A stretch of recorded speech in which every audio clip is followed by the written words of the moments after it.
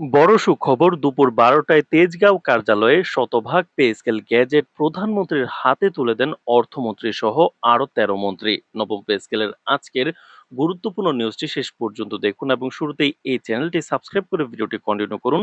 নবম পে স্কেলের সকল নিউজ এই চ্যানেলে সবার আগে পাবেন। বাংলাদেশ সরকারের প্রশাসনিক অঙ্গনে দীর্ঘদিনের কাঙ্ক্ষিত একটি ঐতিহাসিক মাইলফলক উদযাপিত হলো আজ।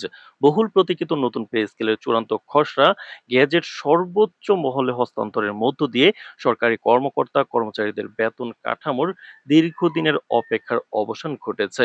আজ ৯ আগস্ট রবিবার দুপুর ১২টায় তেজগাঁও প্রধানমন্ত্রীর কার্যালয়ে আয়োজিত এক বিশেষ বৈঠকে অর্থমন্ত্রী ও অর্থ প্রতিমন্ত্রীর যৌথ নেতৃত্বে গঠিত এক উচ্চ পর্যায়ের প্রতিনিধি দল মাননীয় প্রধানমন্ত্রী তারেক রহমানের হাতে এই নতুন বেতন কাঠামোর চূড়ান্ত গেজেট আনুষ্ঠানিকভাবে তুলে দেন।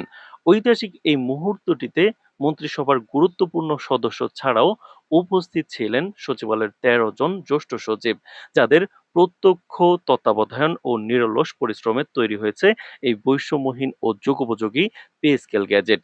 দীর্ঘ পরীক্ষা নিরীক্ষা, অত্যন্ত সতর্কতার সাথে আর্থিক সংশ্লেষ বিশ্লেষণ এবং বিভিন্ন জটিল আইনি ও প্রশাসনিক ধাপ অতিক্রম করে প্রস্তুত করা এই ফাইলটি গ্রহণের পর প্রধানমন্ত্রী তারেক রহমান গভীর মনোযোগের সাথে পর্যালোচনা করেন এবং এতে চূড়ান্ত অনুমোদন ও স্বাক্ষর প্রদান করেন।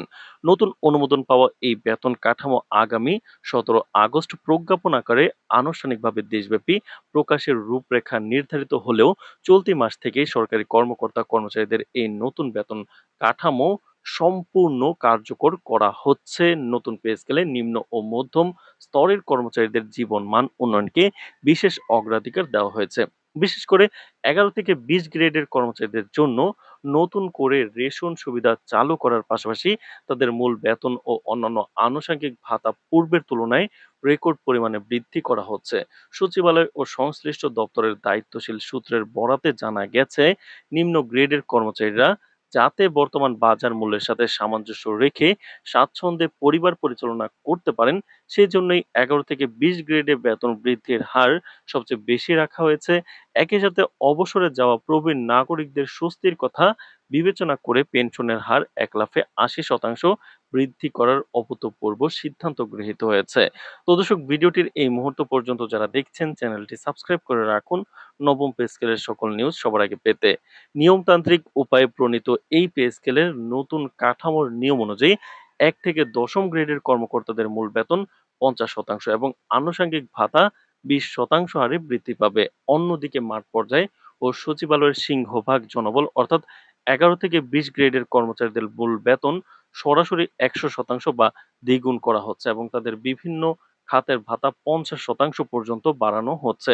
স্কেল ভিত্তিক বিশদ বিশ্লেষণে দেখা যায়, ১ নম্বর গ্রেডের সর্বোচ্চ মূল বেতন নির্ধারণ করা হয়েছে ১,৬০,০০০ টাকা। এরপর ক্রমান্বয়ে ২ নম্বর গ্রেডে ১,৪০,০০০ টাকা, ৩ নম্বর গ্রেডে ১,২০,০০০ টাকা, ৪ নম্বর গ্রেডে ১,০৫,০০০ টাকা, ৫ নম্বর গ্রেডে ৯২,০০০ টাকা, ৬ নম্বর গ্রেডে ৮০,০০০ টাকা, ৭ নম্বর গ্রেডে ৭০,০০০ টাকা, ৮ নম্বর গ্রেডে ৬০,০০০ টাকা এবং প্রথম শ্রেণীর প্রারম্ভিক স্তর অর্থাৎ ৯ নম্বর গ্রেডে মূল বেতন নির্ধারণ করা হয়েছে ৪৫,১০০ টাকা।